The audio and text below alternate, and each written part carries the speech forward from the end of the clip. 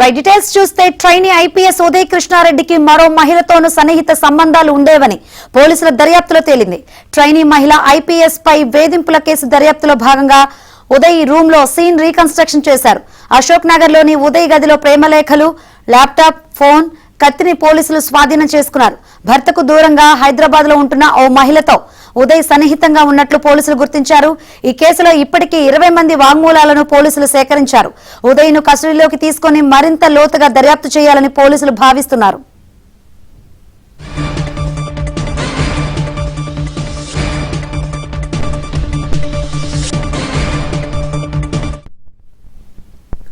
Trainee IPS Uday కృష్ణారెడ్డికి మరో మహిళతోనూ సన్నిహిత సంబంధాలు ఉండేవని పోలీసుల దర్యాప్తులో తేలింది. అయితే ట్రైనీ మహిళ ఐపీఎస్ వేధింపుల కేసు దర్యాప్తులో భాగంగా ఉదయ్ రూమ్ లో సీన్ రీకన్స్ట్రక్షన్ చేశారు.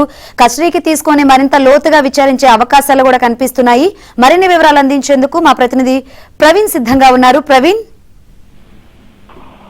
ట్రైనీ ఐపీఎస్ అధికారి ఉదయ్ కృష్ణారెడ్డి కేసులో మరొక ట్విస్ట్ వెలుగు చూసింది.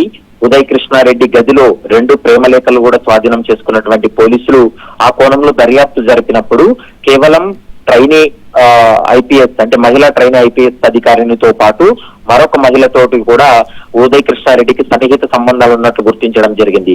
ఈ కేసు అశోక్ నగర్ లోని ఉదయ్ కృష్ణారెడ్డి రూమ్ లో సీన్ రీకన్స్ట్రక్షన్ చేసినటువంటి సమయంలోనే ఈ యొక్క ప్రేమలేఖలు కావచ్చు, అక్కడ కొంత కీలక సమాచారాన్ని పోలీసులు రాబట్టారనేటువంటి అంశాన్ని ప్రస్తుతం పోలీసులు చెప్తున్నటువంటి మాట. ముఖ్యంగా ఆంధ్రప్రదేశ్ చెందినటువంటి వివాహితతోటి సన్నిహితంగా ఉంటున్నట్లు పోలీసుల విచారణలో వెల్లడైంది. భర్తతో విడిపోయి హైదరాబాద్ లో జాబ్ చేస్తున్నటువంటి మహిళతోటి ఉదయ్ కృష్ణారెడ్డి సన్నిహిత సంబంధం కలిగి ఉన్నారు. ముఖ్యంగా విడాకుల తర్వాత లివ్ ఇన్ రిలేషన్ లో ఉండాలని ప్రతిపాదించినప్పటికీ కూడా దాన్ని మహిళ తిరస్కరించినట్లు ప్రస్తుతం పోలీసుల విచారణలో తేలింది. మరోవైపు రిలేషన్ ప్రతిపాదన చేసినటువంటి విషయం పైన మహిళ కూడా ఇప్పటికే పోలీసులు కొంత సమాచారం ఇచ్చినట్లు తెలుస్తుంది.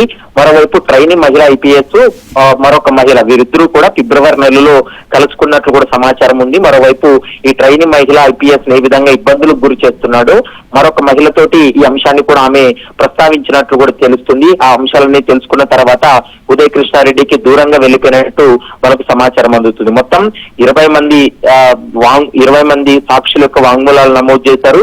నిందితులను మరోసారి కస్టడీలోకి తీసుకొని విచారించేటువంటి అవకాశాలు అయితే స్పష్టంగా కనిపిస్తున్నాయి. మరోవైపు ట్రైనీ మహిళ ఐపీఎస్ గదిలోకి బలవంతంగా ప్రవేశించి ఫోన్ లాక్కున్నాడనేటువంటి ఆరోపణలకు సంబంధించి కూడా కొన్ని కీలకమైనటువంటి సమాచారాన్ని రాబట్టినటువంటి పరిస్థితి అయితే స్పష్టంగా కనిపిస్తుంది. రైట్.